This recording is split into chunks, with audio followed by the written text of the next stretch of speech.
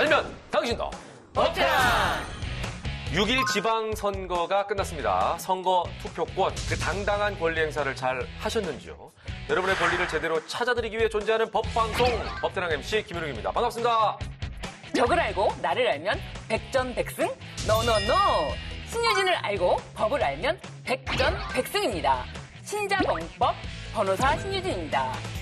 유리한 점만 보고 불리한 점에 소홀해선 안 된다.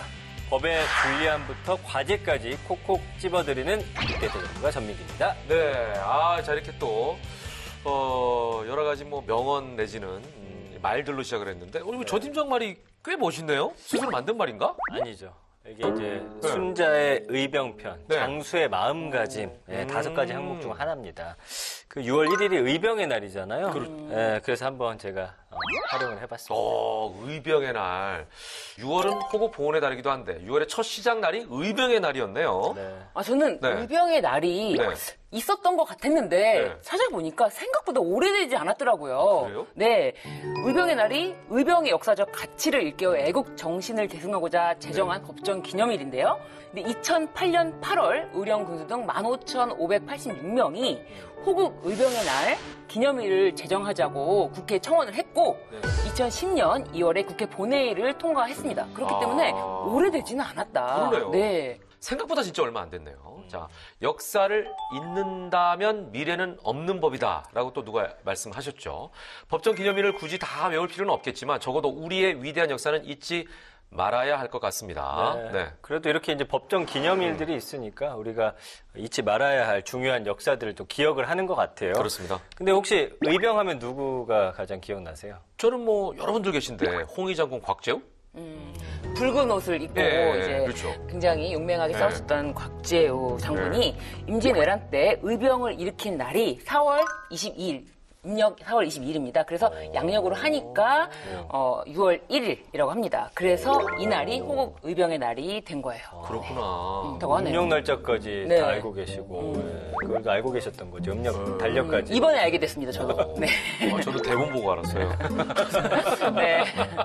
네, 어쨌든 나라가 위급할 때 스스로 일어나서 나라를 지킨 분들 언제나 민초, 백성이었다는 생각이 다시 한번 드네요. 자, 지금도 그 마음은 다르지 않을 거라는 생각을 하는데요. 대한의 백성, 서민을 지킬 만한 법안, 최근에 통과된 법률이 뭐 좀 있는지 궁금하네요. 김영우 아나운서. 네. 불이 나거나 응급 상황이 벌어지면 이제 출동하는 차가 뭐예요? 우리 아들이 좋아하는 차죠. 구급차, 소방차. 삐요. 예. 네. 근데 이제 소방차 교통사고가 있을까요, 없을까요? 당연히 네? 있죠. 네. 소방차도 교통사고가 나? 네.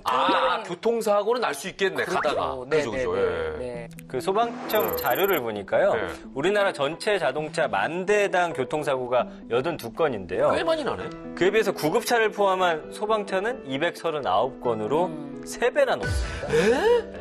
특히 이제 출동량이 많은 구급차의 사고 비율이 무려 71.6%나 됩니다. 아니, 나 지금 교통사고도 많다고 생각했는데, 그거의 3배라고요? 네.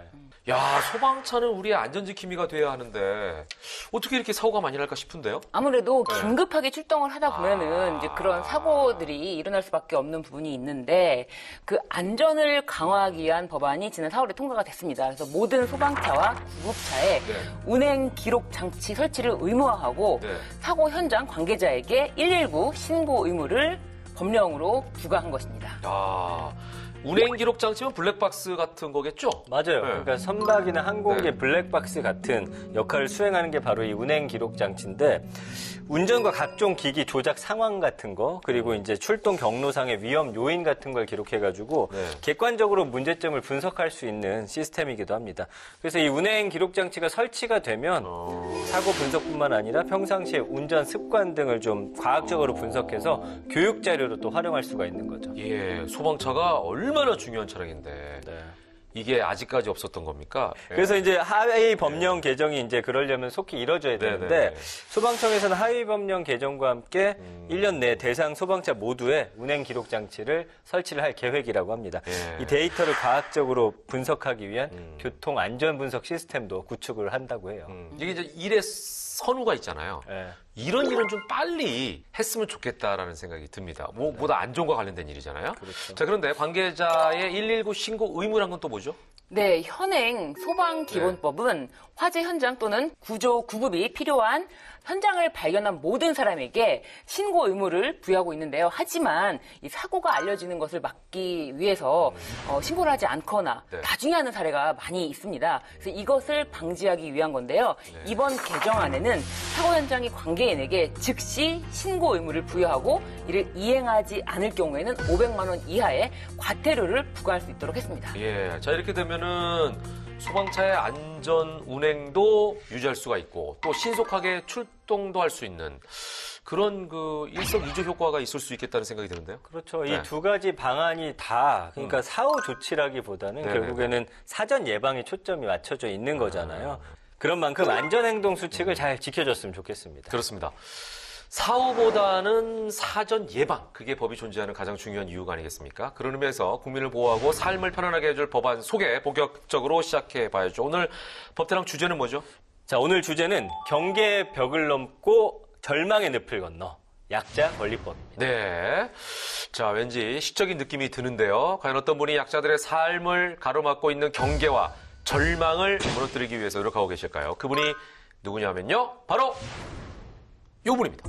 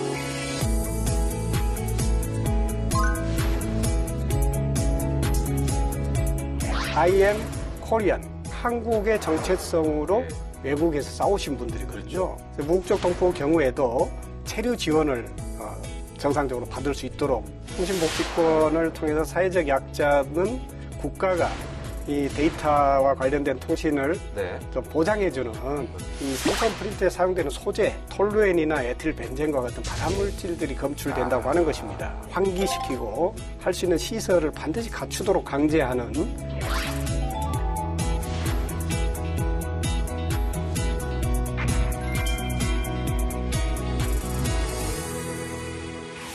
마을 공동체 주치의에서 국가 공동체 주치의로 이 시대를 살아가는 약자, 서민들의 아픔을 치료하겠다는 굳은 의지를 가지고 국회로 오셨습니다. 더불어민주당 이용빈 의원 함께 하셨습니다. 어서 오십시오. 네, 반갑습니다.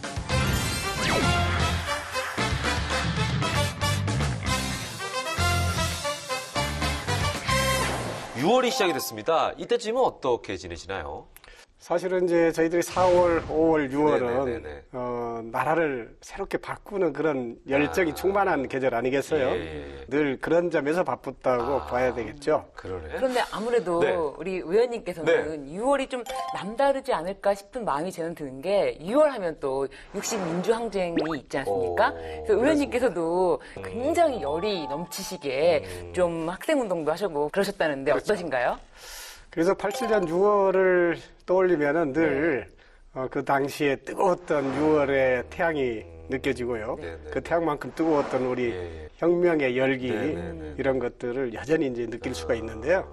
특히 이제 최근에 작고하신 우리 이한열 열사의 어머니 배은심 여사 또 장지에 묻고 눈물을 흘리면서 87년 당시에 우리가 꿈꾸었던 그 나라가 지금 되어 있는가라고 이제 다시 성찰하는 계기가 되기도 하고요. 여러 가지 감회가 새롭습니다. 그러시겠네요. 6월이 올 때마다 그런 생각이 드시겠어요. 그렇죠. 예.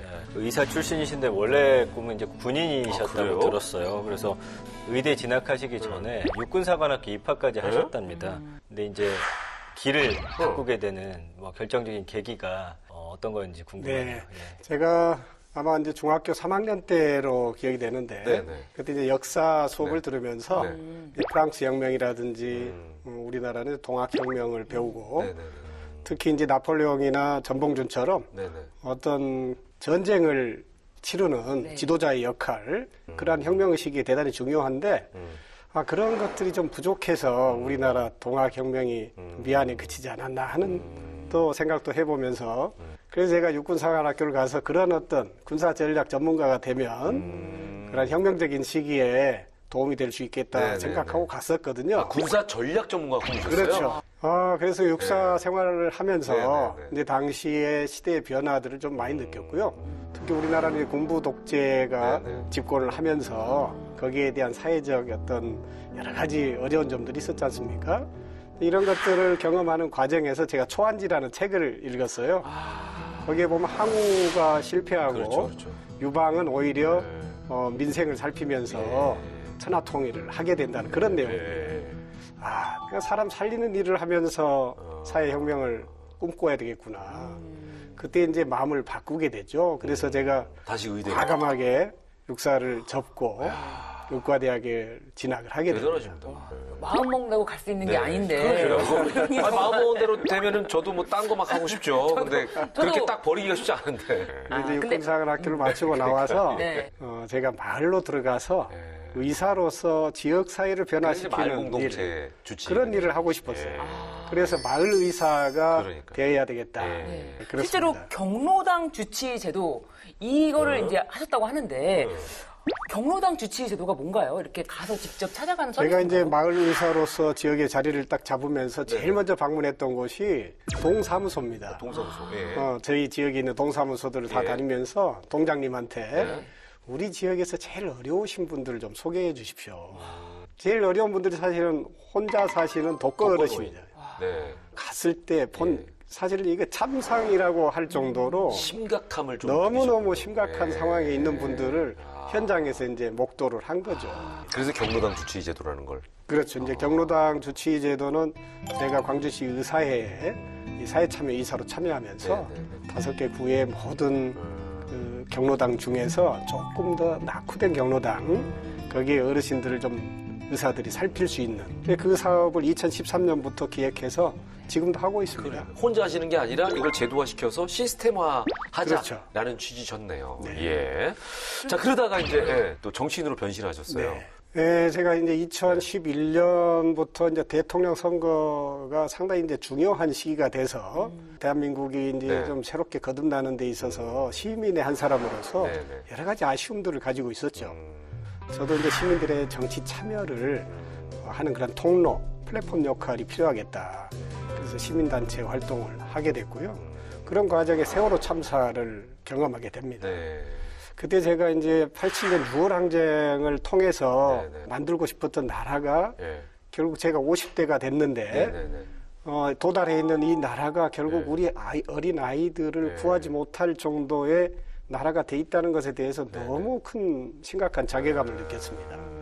그러한 자괴감을 저 스스로 네, 네. 극복하는 방법은 결국은 내가 어렸을 때 20대에 꿈꿨던 나라로 되돌리는 것이기 때문에 그걸 할 수 있는 방법은 정치가 우선이라는 생각이 들죠. 근본적인 치유가 필요하다 이 생각. 정치가 바뀌어야 된다. 그동안 진짜 많은 국회 입성기를 들었거든요. 네, 네. 의원님 70분 정도 오셨었잖아요. 네, 네. 근데 가장 구체적이고 네. 좀 멋진 그런 네. 계획이 아니었나. 그러니까 너무 자연스럽게 이렇게 가셨어요. 예. 아무튼 근데 이제 국회에 오셔서는 네.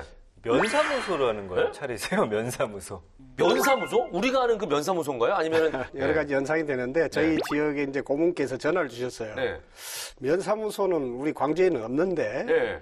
왜 면사무소라고 했냐? 그러니까, 예. 그래서 저희가 이 면자는 얼굴면 그리고 이을면 그래서 부지런할 면 뭐 이런 건데요. 누구든지 원하면 저하고 1대1로 만날 수 있도록 그렇게 홍보도 하고 하면서 지역 주민들을 직접 만나는 통로를 만든 거죠. 온라인 소통 채널이네요. 그렇죠. 아유, 아무튼 뭐 훌륭한 일들을 또 많이 하고 계십니다.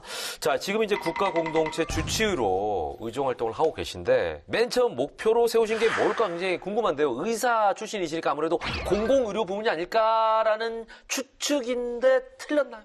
아유, 대단하시네요, 센스가. 사실 코로나19라고 하는 이 미중유의 팬데믹 상황에서 다행스럽게도 우리가 일정 부분 공공의료원들을 가지고 있어서 그 역할이 굉장히 중요했다라고 평가하고 있는데 여전히 그 의료 사각지대가 있어요. 네. 대전 같은 경우는 최근에 에타 예. 브랜드가 되면서 네. 의료원을 이제 착공을 하게 됐고 광주하고 울산이 7대 도시 중에 유일하게 이제 의료원이 없는 도시예요. 그래요? 그래서 저희가 가장 우선해야 될 게 이러한 대도시의 그 의료 사각지대에 예. 속히 의료원을 만들어야 된다. 이런 관련된 법을 이제 발의를 했습니다. 네. 광주와 울산 광역시인데 없다는 게 의외네 또. 네. 예. 자, 이제 지역 주민, 나아가 세상의 모든 약자를 위해서 이미 오래전부터 일해오신 우리 이용빈 의원님과 함께 약자 권리법 본격적으로 한번 살펴보도록 하겠습니다. 전 팀장, 차트 준비됐죠? 네, 차트로 준비를 해봤습니다. 이용빈 의원님의 경계의 벽을 넘고 절망의 늪을 건너 약자 권리법 그 첫 번째 법안은요. 고려인에게 무국적이 웬 말 재외동포 포용법입니다. 고려인. 이제 가깝게는 이제 안산에도 고려인 마을이 굉장히 큰 걸로 알고 있는데, 예. 왜 이 법안을 내셨는지 취지를 좀 말씀해 주시죠. 사실은 이제 홍범도 장군을 떠오르게 되는데 홍범도 장군의 봉오동 전투. 네, 네. 근데 이런 데 함께 했던 분들, 그분들이 결국은 이제 왕의 나라에서 시민의 나라로 만들어가는 과정에 헌신하셨던 분들이에요. 이분들이 스스로를 고려인이라고 했어요. I am Korean. 그러니까 그렇죠. 나는 한국인이다라는 예, 뜻입니다. 예, 예, 예. 그러니까 한국의 정체성으로 예. 외국에서 싸우신 분들이거든요. 그렇죠. 정말 시민의 나라를 잘 만들기 위해서 싸웠는데 그분들의 후손은 지금 고통을 외국인 받고 취급을 받고 예, 있는 거죠. 고통을 받고 있고 그런 혜택을 못 일들을 누리고. 지금 70년이 지났다는 네, 네, 사실이 가슴 아프고요. 그러네요. 그러한 재외동포들에 대해서 우리나라가 어떠한 태도를 하고 정책을 하느냐가 대한민국이 이제 선진국으로서의 품격을 제대로 갖추는 일이라고 생각해요. 네, 지금 말씀하셨지만 이제 가장 불편한 부분이 외국인과 똑같은 처우를 받기 때문에 사실은 2, 3세들 같은 경우에 국내 체류 기간이 정해져 있고 그걸 연장하기 위해서 또 나갔다 들어와야 되고 이제 외국이랑 똑같은 대우잖아요. 그렇죠. 예. 자, 전 팀장, 지금 현재 국내에 거주하는 외국 국적 동포, 특히 고려인이 얼마나 되는지 조사를 좀 했죠. 네, 그 법무부 출입국에 따르면 2021년 12월 기준으로 조사한 게 있는데 전체 체류 외국인 195만여 명 중에 외국 국적 동포가 약 78만 명으로 나와 있고요. 네네. 출입국상 고려인이 8만 4천 명 정도로 알려져 있는데 네. 지금 한 10만은 된다 이런 추정치가 나오고 있습니다. 그러네요. 지금 이제 지역구가 광주, 광산구 네, 시잖아요. 그렇습니다. 여기가 이제 세 번째, 네 번째로 고려인들이 굉장히 많은 지역이라고 하더라고요. 또 더 이런 부분에 대해서 관심이 있으신 게 아닌가 싶기도 한데요. 아무래도 제가 이제 예. 의사로서 네네네. 사실은 타향살이를 이제 하게 되면 사람들이 아플 때 네네. 가장 가장 서글프죠. 서글프죠. 예. 그분들이 찾아왔을 네네, 때 네. 의사가 자기 편에 서 있을 때 얼마나 따뜻함을 느끼겠습니까? 예. 저도 이제 이주 노동자들을 지원하는 일도 하고 있어서 특히나 고려인들을 많이 접하게 됩니다. 그렇게 해서 자연스럽게 이제 고려인들이 저를 우리 주치 선생님 이렇게 이야기를 하게 되는 걸 들었어요. 예. 네, 그러면서 더 깊이 있게 소통하게 됐고요. 특히 이제 저희 지역이 월곡동인데 네네. 이 월곡동에 한 4천여 분의 고려인들이 모여들게 됐어요. 꽤 많이. 그리고 이제 등록되지 않은 분들, 예. 그러니까 협동조합에 소속되지 않고 네네. 이렇게 안산에 있다가 광주에 있다 일자리를 찾아서 다니시는 분들까지 하면 뭐 한 7천여 명의 고려인들이 이 지역에 머물고 있다 이렇게 보여지고 있습니다. 그런 점들을 좀 반영한 그런 개정안이었다고 생각해요. 예, 재외동포의 출입국과 법적 지위에 관한 법률에서 무국적 재외동포에 대해서 차별을 둔다는 것이 한 번이라도 우리나라 국적을 가졌던 외국인으로 된 경우에는 혜택을 보는데 무국적인 경우에는 혜택이 전혀 없어서 이런 법안을 발의하시게 된 거잖아요. 그렇죠. 네. 과거에 뭐 사할린 동포들에 네네. 대해서 우리 국민들의 그 애틋한 감정이 있었고 사할린 동포들에 대해서 어느 정도 네. 더 해결을 했지만 특히 조총련, 네. 제일동포들도 그런 분들에 해당이 될 거고요. 조선족들도 그런 부분들에 해당이 되실 거예요. 네. 그리고 이제 우리가 CIS 지역이라는 표현을 쓰는데 이제 한 12개국 정도 되는 걸로 알고 있는데 어디를 말하는지 이것도 부연 설명을 좀 전 팀장이 해주시죠. 여기가 이제 한 50만 명 정도가 계시다 이런 지금 추정치가 나오는데요. 그 CIS 지역은 구소련 붕괴 후에 독립국가연합을 이제 CIS 지역으로 분류를 했어요. 그래서 이렇게 12개국이 모여서 출범한 지역을 이야기를 합니다. 여기에 이제 우리 고려인들이 상당히 많이 살고 계시다는 거죠. 네. 그래서 이제 현행 이 재해동포의 출입국가 법적 지위에 관한 법률에서 네, 네, 2조 2항에 그 외국 국적을 취득한 자 중 대통령으로 정하는 자 이렇게 혜택의 범위가 제한이 되어 있었는데 이 부분에다가 의원님께서는 국적이 없는 자, 그러니까 무국적 재해동포를 좀 포함시켜서 혜택을 주도록 신설을 하는 내용을 담으셨는데 이 지원하는 내용이 좀 어떤 것이 있는지 좀 말씀을 부탁드릴게요. 네, 그동안의 법안에 의해서 네, 네. 이제 여러 가지 지원을 못 받는 사람들이 이제 무국적 동포여서 네. 그 걸림돌이 되는 그 법안의 내용을 이제 수정을 한 거고요. 네. 그래서 무국적 동포의 경우에도 체류 지원을 정상적으로 받을 수 있도록 하게 되는 거고, 특히 이제 직업 훈련이라든지 자녀 교육과 같은 이런 복지 지원도 가능하게 되는 것입니다. 특히 이제 저희들이 여러 단체를 설립해서 그런 단체의 제도적 지원을 받을 수 있게 되는 것입니다. 우리가 이제 그 다큐멘터리를 보면 까레이스키라는 이제 표현을 많이 써서 이제 고려인들을 칭하기도 했는데 그 후손들이 지금 이제 국내에 많이 있다는 거 아닙니까? 아마 이 방송 보시는 분들 중에는 우리나라에 고려인들이 있었어? 이거 모르시는 분들도 계실 것 같아요. 자, 그분들에게 이 법이 가뭄의 단비와 같은 그런 어떤 효과를 주지 않을까 이런 생각을 하게 되네요. 예, 예. 저희가 이제 뭐 국권 회복 운동을 네네. 할 때 국내에서 고생하신 분들도 계시지만은 만주로, 연해주로, 시베리아로 떠나신 분들 계시잖아요. 그분들의 노고가 있었기 때문에 오늘의 대한민국이 있는 건데 그분들이 꿈꾸었던 이 나라에 그분들의 후손이 정말 우리의 동포로서 살 수 있도록 네. 하는 거 꼭 필요할 겁니다. 네네네. 자, 첫 번째 법안, 재외동포 포용법에 대해서 저희가 살펴봤습니다. 자, 두 번째 법안으로 넘어가 보겠습니다. 네, 이용빈 의원님의 두 번째 약자 네. 권리 법안은요. 통신비 사각지대 싹 잡아드려요. 소확행 통감자 5법입니다. 네. 면사무소도 그렇고요. 통감자도 그렇고요. 네이밍을 지으시는 게 좀 남다르십니다. 가깝기도 우리 하고요. 저 예. 의원실 네. 보좌진들이 네. 굉장히 창의적인 것 같아요. 예. 저도 사실 통감자 그랬을 때 그러니까, 예. 좀 웃음이 먼저 나왔거든요. 예. 그러니까 이 통감자. 통신비 등 요금 감면 자동화법. 통신비 감면의 감. 자동화. 통감자네요. 사실 이제 현행법에 따라서 예. 사회적 약자들을 위해서 예. 요금 감면을 해주고 있는 게 여러 영역이 있어요. 예. 통신비, 뭐 전기요금, 가스요금, 또 TV 수신료 같은 것에서 면제를 해주는데 문제는 그 수혜자가 직접 신청을 해야 됩니다. 아. 근데 사실 우리 시민들께서 모르고 있죠. 그런 제도가 있는지도 모르는 예, 사람들이 한 예. 40%는 돼요. 예.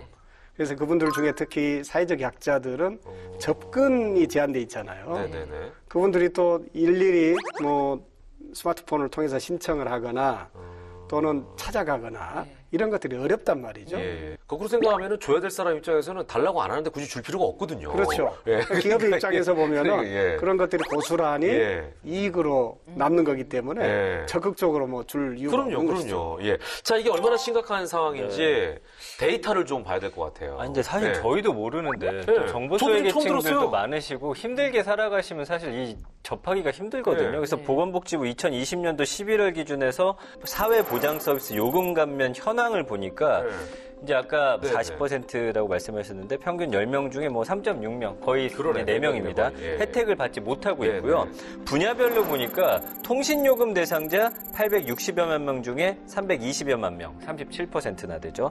전기요금 대상자는 270여만 명 중에서 55만여 명, 그러니까 21% 되고요. 가스요금 대상자 270여만 명 중에서 100여만 명, 37%. 꽤 높네, 다들. TV 수신료는 대상자 150여만 명 중에서 70여만 명, 무려 48%가 수혜를 보지 못하고 있는 것으로 지금 드러났습니다. 그러네요. 정말 지금 꼭 보니까 필요한 법안. 뭐 전기요금도 있고 가스요금도 있고 TV 수신료도 있는데 우리 가계 지출 중에 가장 비율이 높은 게 통신비가 아닌가 싶어요. 그렇죠. 2020년 기준으로 해서 4인 가구의 평균 통신비가 14만 2천 원 정도니까 연간 170만 원이 넘는 돈이 지금 통신비로 지출이 됩니다. 예. 생계나 의료급여 수급자는 이 기본 감면의 통화료까지 매월 최대한 33,500원 아낄 수 있고요. 주거나 교육 그 급여 수급자 그리고 차상위 계층의 경우에는 월 최대 감면액이 21,500원 정도. 그리고 장애인과 국가유공자도 통신비 감면 대상인데 네. 문제는 예, 고령층이나 거동이 불편한 대상자들도 통신사 대리점 등을 통해서 직접 신청을 해야 된다. 거동이 불편한데. 거동도 불편하신데 야, 사실 이거 이건 아이러니하네. 알기도 쉽지 않고. 예, 그러네. 예. 자, 아무튼 통신비의 감면 혜택을 국가가 찾아주겠다는 법안이 이제 통감자 5법인데 구체적으로 어떤 내용인지 이건 신변이 좀 살펴봤죠? 네, 이 통감자 5법 중에서 이 전기통신사업법을 보면은 통신복지권을 이제 신설하셨는데 이 통신복지권에 대해서 설명을 좀 부탁드릴게요. 통신복지권. 네. 그렇습니다. 사실 지금 이제 복지 영역을 여러 가지 의료라든지 교육 네. 뭐 이런 복지 이야기 할 수 있습니다만 네네네. 지금은 이제 뭐 데이터 사회 아니겠어요? 그렇죠. 근데 데이터가 사람을 연결하고 예, 예. 사회를 움직이는 예, 힘이 예. 되고 있는데 그렇죠. 이 영역이 차별이 심하면 안 되겠지 않습니까? 네. 데이터 역시 복지로 다뤄야 된다라는 것이거든요. 이 통신복지권을 통해서 사회적 약자는 국가가 이 데이터와 관련된 통신을 네. 좀 보장해주는 그런 게 필요하다. 이런 통신사나 여러 가지 포탈의 이익을 얻게 되는 거는 결국은 시민들이 데이터를 활용하게 되면서 네네. 거기서 이익이 생기지 않습니까? 그렇죠. 그러면은 이익을 얻는 사람들이 네. 데이터 활용하는 것에 대해서 보장을 해주는 게 맞다. 네. 근데 저는 그것마저 돈을 받는 건 안 돼요. 기본적으로 그렇게 네. 생각하거든요. 예. 그런데 현행 혜택은 아직까지도 전화료, 뭐 통화료에 네. 대해서만 감면 혜택이 있는 건가요? 현재는 그렇죠. 아. 최근에 미국이나 EU 등에서는 이러한 그 빅테크 기업이 네. 취약계층의 요금 감면을 포함해서 네네. 이 보편적 서비스 기금을 부과하는 법안을 발의를 하고 있어요. 예, 그래서 이 통신비는 전기통신사업법 이 규정하고 있고 그리고 전기사업법, 도시가스법, 방송법 요거는 각 전기요금, 도시가스요금, 수신료에 대한 감면 서비스가 있는데 이 통감자 5법 중에 이 가장 중요한 것이 신청을 하지 않아도 되는 자동화 요게 포인트 아닌가요? 그게 포인트죠. 예, 요게 포인트라면 요게 들어가야 되는 법이 개인정보보호법이 아닌가 하는데 그게 제일 어떤가요? 중요합니다. 아. 되게 예컨대 행안부에서 네네. 이러한 정보, 네네. 취약계층이라고 하는 정보를 기업에 제공해줘야 되잖아요. 그렇죠. 근데 그게 개인정보 개인정보여서 안 또 된다는 거예요. 이게 네. 약간 마찰이 있네요. 그렇죠. 저희들이 그래서 네. 그 부분을 좀 손봐서 국가가, 그러니까 행안부가 개인 기업에다가 정보를 제공할 네네. 때 네네. 이런 감면 제도와 관련된 정보는 네. 줘도 된다. 줄 수 있도록. 아.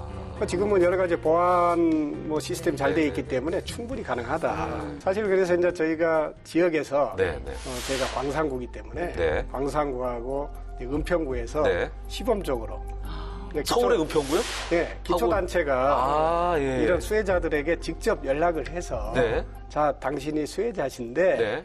제가 도와드리겠습니다. 해보겠습니까? 그렇죠. 네. 그렇게 해서 일일이 도와드린 거예요. 네. 아, 시범 사업을 하신 거네요? 그렇습니다. 효과는요? 그러니까 그 광산구 같은 경우는 거의 100% 네. 아, 그렇죠. 네, 자기가 달성을 몰랐던 건데. 했어요. 은평구는 한 70% 정도가 참여를 하게 됐는데 네네네. 그 과정에 행정의 어떤 인력이 많이 소요되지 않거든요. 이런 정도입니다. 광산구청장이 하시는 말씀은 네. 동장님들이 하루에 전화 몇 통화씩만 하면 지역의 이러한 그렇죠, 수혜자들에게 충분히 할 수 있는 일이다. 근데 우리가 그런 정보를 획득하고 전화를 하고 이런 과정에 이제 이 개인정보 관련된 부분을 바로 잡으면 네네. 시스템적으로 그렇죠. 충분히 가능한 거죠. 모으면 그래서 이번 되니까. 6.1 지방선거가 네. 끝나면 새로 당선되신 분들은 네. 이 사업을 하시면 정말 사랑받을 거예요. 네. 네, 알겠습니다. 아무튼 뭐 말씀을 듣고 보니까 데이터 사각지대에 있는 약자들에게는 너무나 절실한 법안이 아닌가 그렇습니다. 이런 생각을 하게 됩니다. 자, 계속해서 세 번째 법안으로 넘어가 볼까요? 네, 경계의 벽을 넘고 절망의 늪을 건너 세 번째 법안 들여다보겠습니다. 네. 3D 프린팅 안전 불감증을 잡아라 산재방지법입니다. 네. 산재 방지 법안들에 대해서는 저희도 뭐 여러 번 소개해 드린 적이 있는데 3D 프린팅 산업은 처음이네요. 여기서 산재가 많이 발생하나요? 사실 방송을 통해서 네네. 여러 번 소개가 됐고요. 예. 특히나 그 교사들 중에 네. 관련해서 육종암이 발생한 사례가 여러 분 나오셨고, 발생률이 높아요. 특히 이제 그렇게 현장에서 수고하시는 선생님들 입장에서 보면 이것이 틀림없이 3차원 프린터 관련된 교실 환경 때문에 네네. 생긴 것이다라고 인지를 하고 계시는데 네. 근데 정부가 이것을 인정을 좀 안 하는 그런 과정이 있는 것이죠. 이렇게 재난의 현장이 네. 될 수도 있는 곳에서 네. 목소리가 나오고 있을 때 네. 앞으로 있을 수도 있는 그런 재난들을 예방하는 것이 정치의 역할이죠. 예, 예. 특히 2019년에 산업안전보건연구원에서 이 3차원 프린터에 사용되는 소재 그리고 유해 물질의 특성 연구라고 하는 네네. 그런 결과 보고서가 있습니다. 예, 예.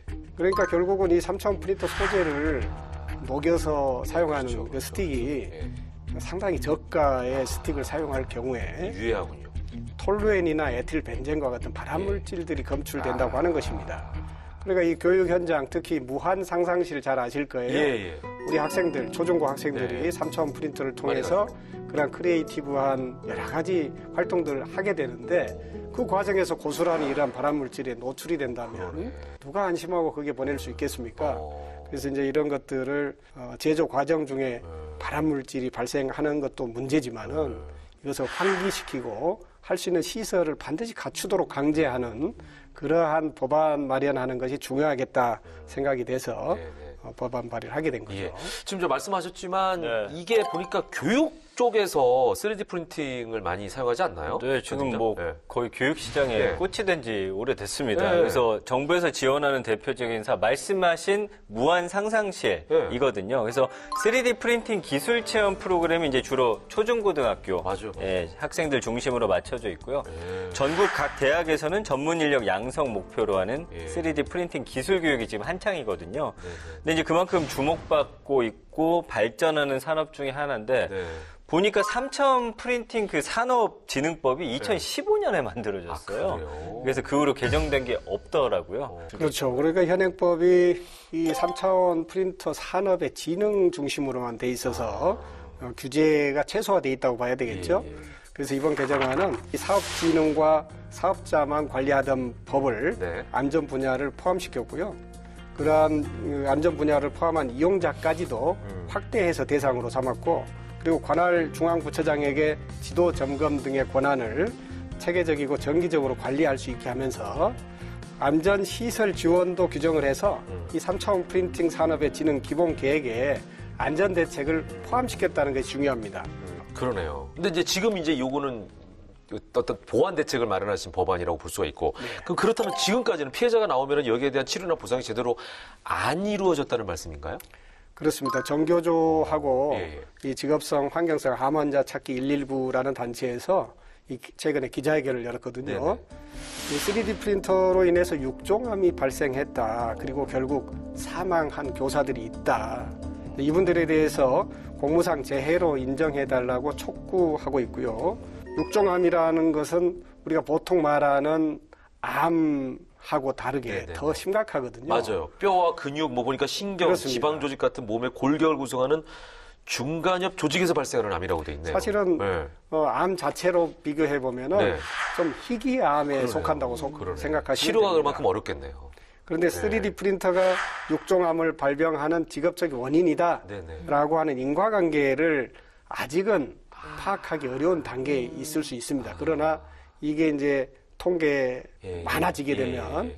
그때 이제 밝혀지겠죠. 근데 그때까지 우리가 어떻게 기다리겠습니까? 그러니까 이거는 뭐 보니까 더 병자들이 많이 나오길 기대할 수도 없잖아요, 사실은. 그렇습니다. 아이러니하게. 예. 그러니까 좀 더 선제적인 그러니까 선제적인 조치가 조치가 필요하겠네요. 필요한 거죠. 예. 이 뭐 교육 훈련부터 이용자들에게까지도 이런 안전하게 이용할 수 있도록 좀 규제를 하셨는데 이런 것이 좀 어떻게 순서가 될까요? 뭐 실태 조사를 한다거나 좀 설명을 좀 부탁드릴게요. 그렇습니다. 제일 먼저 현재까지 사용하고 계시는 분들의 실태 조사나 점검이 필요하고요. 두 번째로는 이용자들이 좀 보다 안전하게 이용할 수 있는 안전 교육이 반드시 이수돼야 됩니다. 그리고 안전한 작업 환경 조성을 위해서 예산을 적절하게 지원할 수 있어야 되겠습니다. 그러네요. 신병 그럼 지금까지는 교육이나 지원이 없었던 겁니까? 네, 현재 이제 산업진흥 전담 기관이 있고 네. 이곳에서 교육이나 지원이 이루어지고 있었는데요. 네. 근데 의원님께서 요 교육 훈련 연구 기관에 대한 이 규정까지도 좀 신설을 하셨거든요. 그래서 연구 개발이나 뭐 재정 지원 이런 내용까지 담으셨는데 요 구체적인 내용을 좀 설명 부탁드릴게요. 그러니까 이 3차원 프린팅 사업은 미래 산업일 그렇죠. 예. 거라고 많이 먹거리죠. 생각하죠. 예. 이러한 것들이 잘 발전해야 대한민국의 4차 산업혁명 촉발할 수 있다 이렇게 믿고 있는데 네. 여전히 좀 영세성을 벗어나지 못하고 있어요, 현장에서는. 그러다 보니까 5인 이하 사업장이 전체 신고 사업자의 한 75% 이상 차지하고 있어요. 근데 그분들이 결국은 환기 시스템을 잘 갖추기 어렵지 않습니까? 그렇죠. 법적인 제약이 없다 보니 네네네. 여기에 대해서 또 돈도 많이 들어가니까 예. 알고는 있지만 아, 투자를 안 하는 것이죠. 네. 그래서 3차원 프린팅 산업이 더 활성화되는 것이 필요한 네. 지금 결국 작업 환경 개선이나 네. 이런 관리의 허점을 잘 보완하는 것이 네, 네. 대단히 중요하겠습니다. 예. 아무래도 이제 의사 경력이 있으시니까, 그죠? 요런 그 교육용 3D 프린팅과 병과의 관계성을 좀 더 다른 분보다 이해하기가 쉽지 않으실까, 이런 생각이 들거든요. 보니까 네. 갑자기 궁금한 게, 우리 청소년들이 3D 펜 같은 것도 쓰거든요? 혹시 네, 이것도 그렇게 알고 위험한가요? 있습니다. 3D 펜도 이제 결국 원리적으로 보면은 네. 유사한 재료를 사용하기 그거 때문에 이것도 위험해요? 그것도 역시 이제 열을 가해서 사용하는 경우에 발생하는 환기 네, 문제가 네. 있겠죠. 네. 요즘은 네, 뭐 네. 저온으로 사용하는 그러한 필라멘트도 나와 있어서 어떤 예. 안전 문제에 대한 경각심이 좀 덜할 수도 있는데 네, 네. 무엇보다도 환기가 중요합니다. 그러네요. 네, 예. 실외에서 하거나 네, 네. 배기 장치가 잘 된 곳에서 해야 되겠죠. 그러네요. 자, 이 법이 통과되면은 또 일어날 여러 가지 효과들도 기대가 됩니다. 자, 이렇게 저희가 세 가지 법안에 대해 살펴봤습니다. 우리 이용빈 의원님의 재해동포 포용법, 소확행 통감자호법, 그리고 산재 방지법까지 살펴봤는데요.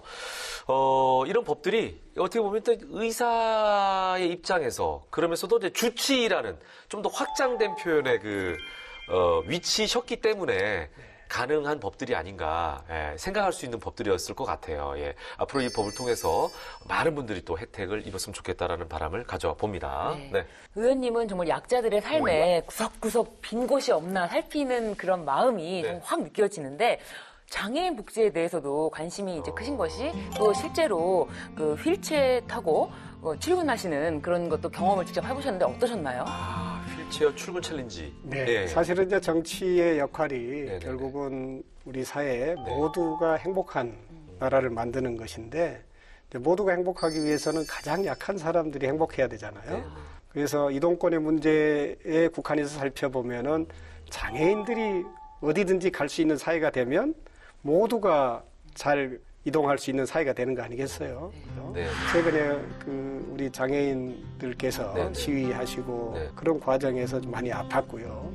그래서 이제 직접 우리 최영 의원께서 제안하신 휠체어 타기 챌린지 한번 도전을 함께 하면서 네, 네. 새롭게 좀 네. 모색해보는 기회가 네. 됐습니다. 예. 근데 이게 별로 이렇게 어렵지 않을 것 같지만 사실 체험하기가 쉽지가 않은 것 같아요. 저도 방송이었기 때문에 왜 시각장애인 같은 경우 지팡이를 사용하시잖아요. 그거 제가 한번 체험했던 경험이 있거든요. 방송용으로. 네네.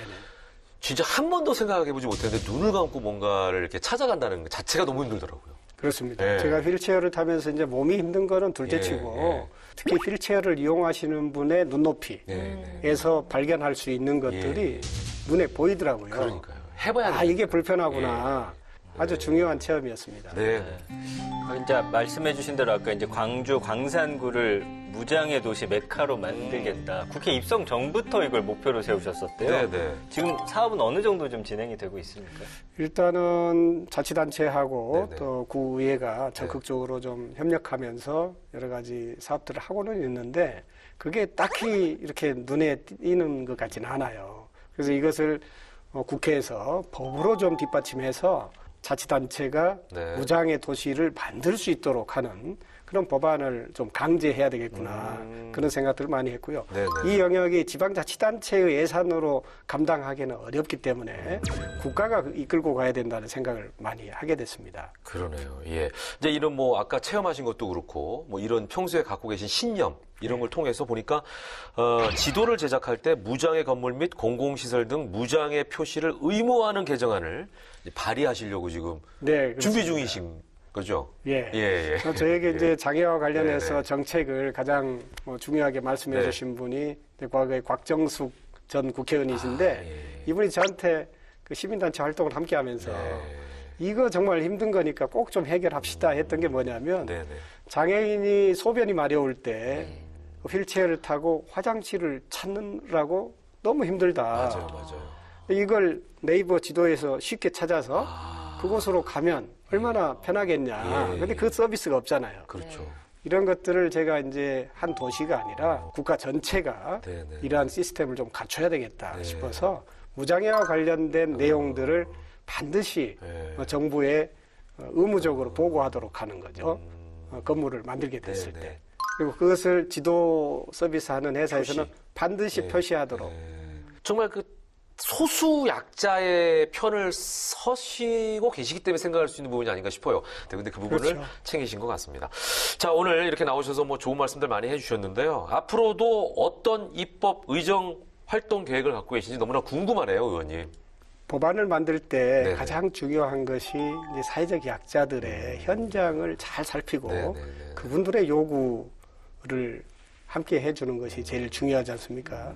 그게 이제 정치의 본질이라고 생각하고요. 뭐 민원성으로 부탁하시는 분들 많이 계시지만은 그것을 법안이 뒷받침하지 않으면 안 되는 일들이 많습니다. 그런 부분들 제가 좀 더 발로 뛰면서 사회적 약자들의 문제를 해결하는 그런 법안들 잘 만들어내겠습니다. 네. 오늘 귀한 시간 내주셨습니다. 자, 앞으로도 국민 한 분 한 분의 힘겨운 마음까지 보듬어줄 수 있는 따뜻한 국가 공동체 주치의로서 멋진 의정활동 저희도 기대해 보도록 하겠습니다. 오늘 나오셔서 고맙습니다. 고맙습니다.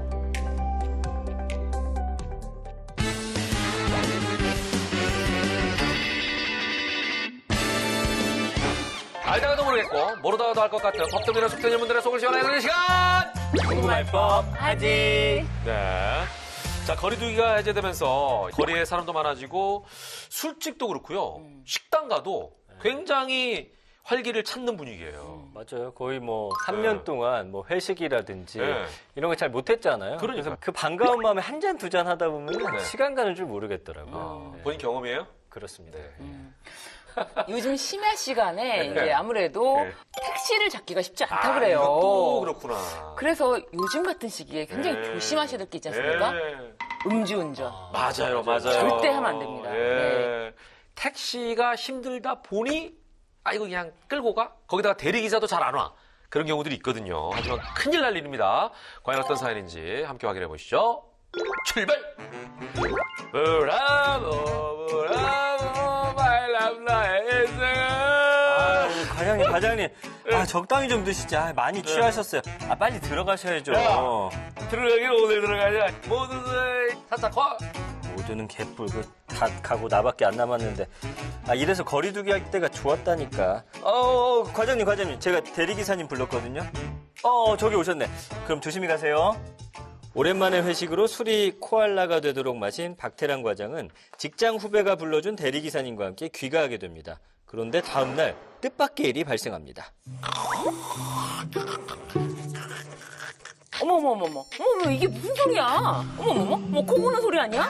어머, 이 차, 사람이 여기 자고 있네? 따르릉. 네, 거기 112죠? 여기 차 안에서 사람이 잠들었어요. 잠시 후 한 시민의 신고를 받고 결국 경찰이 출동하게 되는데요. 선생님, 경찰입니다. 좀 일어나 보세요.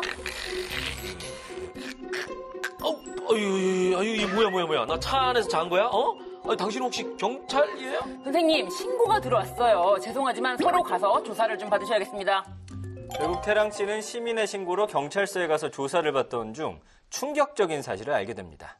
박태랑 씨, 그 새벽에 도대체 왜 차에서 자고 있었던 겁니까? 제가 잘 기억은 좀 안 나는데요. 회식하고 분명히 대리운전으로 집 앞까지 와서 그냥 차에서 잠든 게 아닌가 싶거든요. 아, 나 이거 진짜 술을 끊든지 해야지. 아, 너무 속쓰린데 혹시 설렁탕 좀 하나 시켜주시면 안 되겠습니까? 아, 경찰서에서 설렁탕 먹어보는 게 제 로망이거든요. 아우, 진짜 기가 막히네. 이보세요. 여기 CCTV 좀 보세요. 선생님이 빌라 안에서 밖으로 이렇게 10m 정도 운전한 게 지금 발견됐잖아요. 음주 상태에서 운전하신 거 맞죠? 세상에, 아니 제가 운전을, 이럴 수가. 아, 이거 아마 차 빼달라고 전화 올까봐 제가 그냥 얼떨결에 그냥 미리 빼놓은 게 아닌가 싶은데, 아이, 이걸 음주운전이라고 하면 심하죠. 그리고 여긴 도로도 아니고 바로 우리 빌라 앞인데요.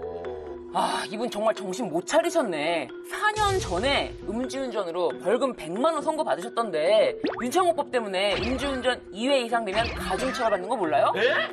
왜? 윤창호법? 가중처벌? 아니, 대리운전하고 왔다가 그거 딱 10m 운전했다고 음주운전이라고 하면, 아, 이거 너무 억울하죠. 4년 전 음주운전에 가중처벌한다고 하고, 아, 이건 아니죠. 이거 뭡니까?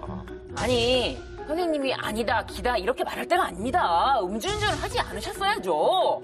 아, 이게 이제 얼큰하게 취해서 대리를 불렀는데 기억은 사라졌는데 사실 자기도 모르게 차를 누가 빼달라고 하거나 하니까 자기가 살짝 움직인 거야, 지금 집에서. 근데 이거 안 되는 게 네. 예전에 왜 이제 뉴스 보면은 네. 대리로 와가지고 주차만 내가 하겠다. 그것도 걸린다고 그것도 그랬어요. 다 걸려요. 예. 아유, 정확하게 아시네요. 이번 사연은 지금 전 팀장님이 이야기하신 그대로인데요. 음주운전이라고 하는 것은 술을 마신 상태에서 운전대를 잡고 운전할 의도로 시동을 켜면은 이미 실행에 착수한 거예요.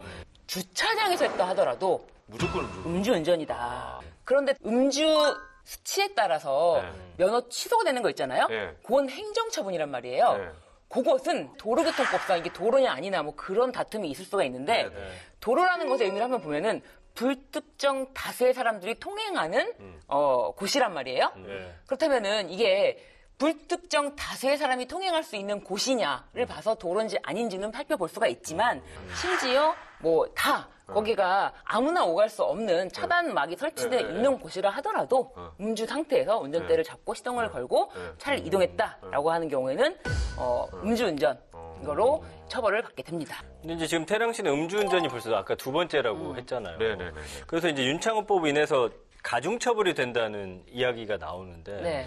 어떻게 되는 거예요? 그러니까 윤창호법은 저희도 이제 한번 다룬 적이 있습니다만 오늘 사연이만큼 다시 한번 짚고 넘어가는 게 네. 좋을 것 같은데요. 예. 이게 지금 사연 속에서는 네. 윤창호 법이 적용돼서 가중처벌 된다고 했지만 네. 사실은 윤창호 법은 지금 위헌 결정이 난 상태입니다. 그래요? 그래서 이게 지금 우리가 음주운전과 관계가 없기 때문에 네. 이게 위헌 결정이 난 것도 모르지만 네네. 사실은 음주운전으로 한 번만이라도 전력이 있으신 분들은 이거 위헌 결정 난 거 다 아십니다. 그래서 굉장히 여기에 촉각을 곤두 세우고 있고 이제 5개월 전에 이런 결정이 있었는데 결정의 내용을 살펴보면은 이 과거에 1회의 음주운전 경력이 있다면은 2회 때는 가중처벌하자는 건데 그게 도대체 언제까지의 과거의 일이냐, 뭐 10년이냐, 20년이냐, 아니면은 뭐 3년이냐 이런 게 도저히 기준이 없다는 거예요. 그리고 또 한 가지가 애매하네. 혈중 알코올 농도가 얼만큼이었는지 경중을 따지지 않고 무조건 무조건. 2회 때 가중처벌하는 거는 이거는 형벌에서 비례 원칙에 어긋난다. 그 죄를 저지른 만큼만 책임을 져야 되는데